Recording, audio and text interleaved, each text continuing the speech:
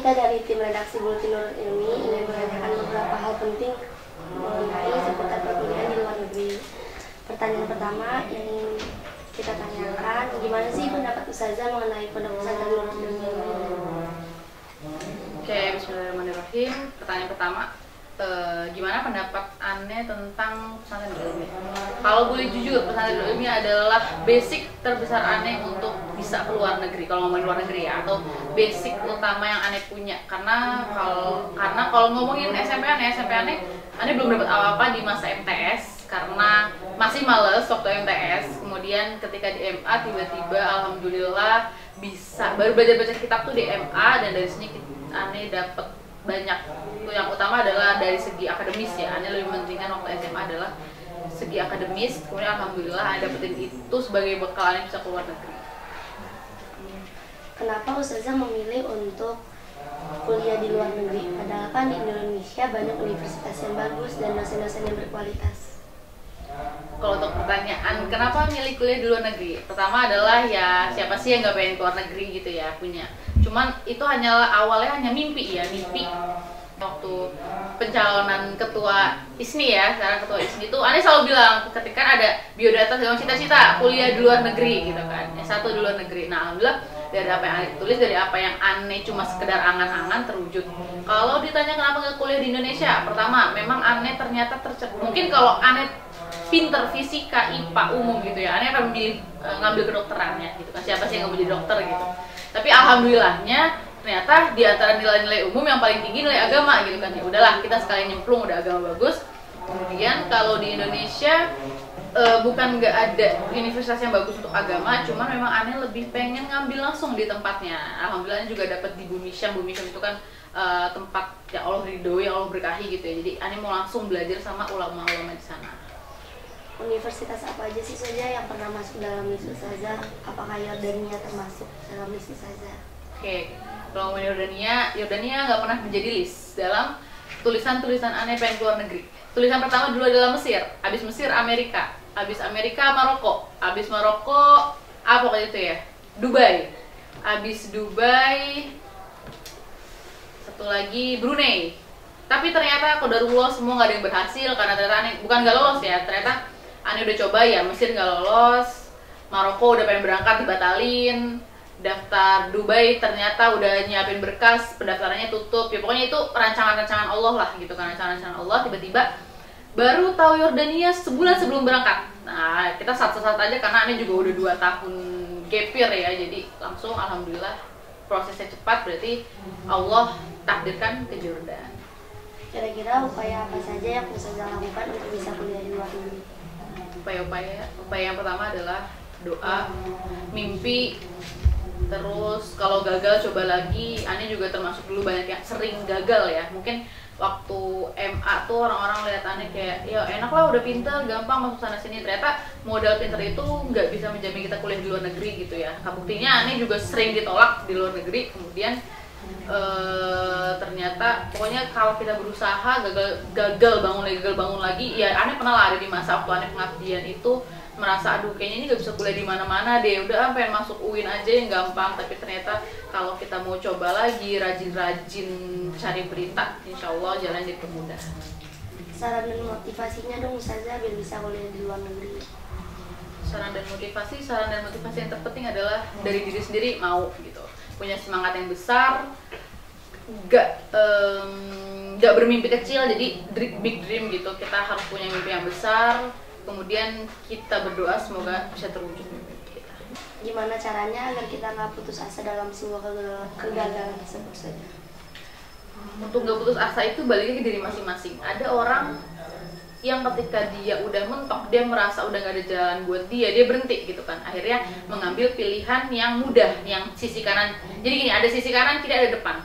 Kalau kita berhenti ngambil yang mudah, udahlah belok kanan aja yang gampang, atau belok kiri, tapi akhirnya kita nggak maju ke depan. Ane pun sempat punya pikiran seperti itu waktu terakhir Ane nggak jadi batal berangkat ke Maroko ya. Waktu nggak jadi berangkat, akhirnya Ane berpikir udahlah masuk universitas biasa aja di Indonesia, terus ngambilnya PAI gitu kan, ngambilnya udahlah nggak apa-apa belajar. Jadi istilahnya kita bukan maju ke depan ya, misalnya kita di pesantren udah belajar agama, malah udah pakai bahasa Arab, terus tiba-tiba kita ngambil kampus perkuliahan yang pakai bahasa Indonesia dan basic Arabnya diulang lagi. Itu kan istilahnya kita malah balik ke belakang, cuma mulas apa yang kita pelajari. Karena dari situ Ane berpikir untuk ketika menemukan kegagalan, nggak apa-apa berhenti di tempat, tapi bukan untuk mundur, tapi untuk istirahat, cari cara baru, berpikir, berdoa, ngumpulin semangat lagi, terus maju lagi ke depan. Jurusan apa yang Ustazah ambil di perkuliahan sekarang? Dan apakah pelajaran di perkuliahan itu sama seperti yang Ustazah pelajari di pondok? Oke, untuk jurusan memang Ane ambil Fakultas Syariah, jurusan Fikih wa Usul, tapi di kampus Ane itu Fikih wa Usulnya udah gabung semua sama usulin, istilahnya berarti semua pelajaran agama syariah masuk ya di situ ya. Kemudian kalau untuk pelajaran basicnya semua sama. Semua kalau kita belajar dari awal seperti ulumul hadis, ulumul Quran, sirah nabawi, kemudian apalagi, nah itu semua basicnya sama ya. Berarti kan kalau kita udah pelajari Nurul Ilmi, kita udah punya basic. Kalau kita serius, makanya telah Ane pernah bilang bahwa kalau kita serius itu dari sekarang mulainya, karena nanti itu akan kepake keseriusan kita gitu loh. Jadi Ane punya basic ya, alhamdulillah waktu awal-awal seenggaknya Ane memang ngambil apa yang menurut Ane mudah ya, ambil ulumul Quran, ulumul hadis, kemudian ngambil sirah nabawi, saqafah islamiyah. Jadi yang gampang-gampang, ketika nilai kita udah maju bagus, baru kita coba-coba yang lain. Bagaimana caranya agar kita mendapatkan beasiswa Ustazah? Dan ketika kita sudah mendapatkan beasiswa tersebut, upaya apa saja sih Ustazah yang harus kita lakukan untuk mempertahankan beasiswa? Oke, kalau ngomongin beasiswa, Ane kan berangkat memang tidak beasiswa, tapi alhamdulillah Ane itu adalah masuk kampus swasta yang memang di Jordan biayanya itu sangat mahal. Kemudian kita tes mukabalah istilahnya, kita dites. Nah dari tes itu kita ketahuan kita bisa dapat potongan berapa. Alhamdulillah ada potongan yang sangat jauh gitu ya, yang istilahnya sekarang kalau ngomongin kuliah di Indonesia ya harganya ternyata sama aja sama Ane kuliah di luar negeri gitu kan. Nah karena potongan beasiswa itu gitu. Jadi terus untuk mempertahankan beasiswa ya memang kita harus rajin ya, karena kan kita dipantau gitu, kayak seperti contoh dalam kehadiran kita, absen kita, terus ngerjain tugas kita. Jangan sampai karena kita kan orang luar, jadi kita pasti dipantau banget kan sama dosen-dosennya. Nah dari situ kita tunjukin bahwa memang kita punya kelakuan yang baik dari segi perkuliahan. Ustazah kuliah di luar negeri itu dapat rekomendasi dari orang atau nyari sendiri? Nyari sendiri. Kalau rekomendasi dari orang banyak ya sebenarnya, cerita-cerita atau nemuin. Nah tapi usahanya adalah Ane nyari sendiri, punya media sosial, Instagram, Facebook, atau Twitter. Nah itu kita gunain, YouTube apalagi ya, itu kita gunain untuk nyari-nyari informasi sendiri. Jadi alhamdulillah Ane bener-bener nyari informasi segala macam sendiri. Apa Ustazah sempat merasa kesulitan saat beradaptasi dengan keadaan di luar, entah itu dalam masalah pembelajaran, pertemanan, lifestyle, atau hal-hal lain yang menyangkut hal tersebut? Oke, kalau untuk kesulitan, pertama dalam belajar, untuk belajar sebenarnya Ane orang yang suka punya minat belajar ya. Jadi menurut Ane belajar tuh nggak lelah lah. Ane suka karena belajar gitu kan. Tapi memang ada ketika ujian berarti kita punya tugas lebih ekstra besar, karena kan kalau orang Arab sendiri memang itu bahasa dia, memang itu kebiasaan mereka gitu kan. Sedangkan kita orang Indonesia yang kita masih nggak tahu nih ujian akan seperti apa soalnya. Berarti tugas kita memang harus lebih ekstra 2, 3, 4 kali lebih giat daripada orang-orang sananya sendiri gitu. Apa Ustazah sering melakukan sharing-sharing tentang ilmu dengan teman Ustazah? Boleh nggak Ustazah contohin 1 atau 2 hal yang Ustazah baru ketahui setelah melakukan sharing-sharing tersebut? Ini ya, sharing itu kalau kita di lingkup yang contoh anehnya di Jordan, berarti kan masih dalam lingkup Jordan yang basicnya semua ngambil agama. Nah itu kan aneh berarti hanya sharing, hanya sekedar yang bersifat syariah, keagamaan. Apa sih tugas kita sebagai orang Islam, sebagai pelajar yang nanti kita harus berkiprahnya itu di dalam segi agama gitu ya. Tapi ketika aneh bertemu lagi sama orang luar yang non agama atau dia ngambilnya itu bukan jurusan syariah, nah disitu aneh berdapat pelajaran banyak ya, bahwa ternyata peran kita sebagai manusia itu penting gitu loh. Peran kita bukan dalam hal segi agama doang, tapi juga dalam kita bagaimana niat kita bisa membantu lingkungan sekitar kita yang pertama, kemudian kita punya peranan dalam bangsa.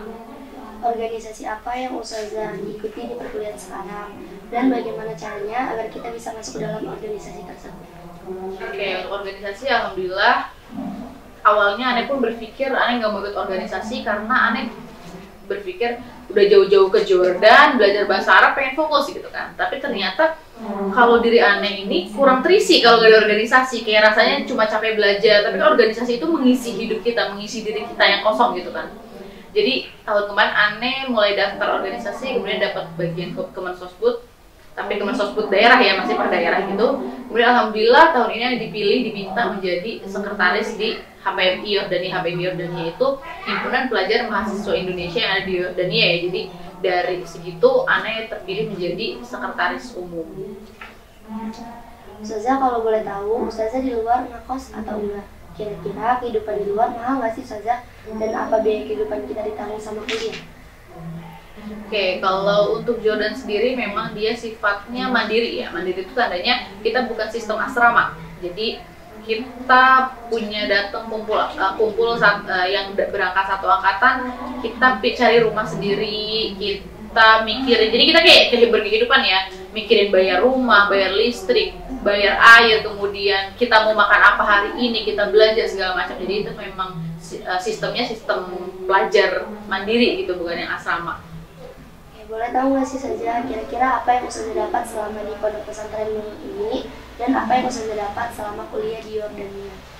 Oke, kalau yang ada dapat di Nurul ini banyak banget, terutama dari segi akademis pertama ya, kemudian kedua dari segi mental. Nah sebenarnya jadi kalau ngomongin pengalaman yang banyak, karena Ane juga sempat pengabdian ya. Pengabdian itu Ane dapat pengalaman banyak yang ternyata ketika Ane sampai di Yordan bertemu dengan umur-umur yang ya kurang lebih 2 tahun di bawah Ane udah merasakan hal-hal yang mereka belum merasakan gitu. Contoh, mereka kalau ngomongin alhamdulillah kan waktu pengabdiannya kita ngajar ya. Oh, mereka tuh taunya mereka belajar ternyata Ane udah pernah merasakan ngajar loh gitu kan. Berarti kan ngajar itu sesuatu bukan yang fokus belajar, tapi gimana kita mempraktekkan apa yang kita pelajari. Jadi banyak banget kalau dapat dari Nurul Ilmi itu, masya Allah. Mungkin Ane kalau nggak di Nurul Ilmi juga belum tentu Ane bisa seperti sekarang. Jadi benar-benar bersyukur bisa masuk ke sini.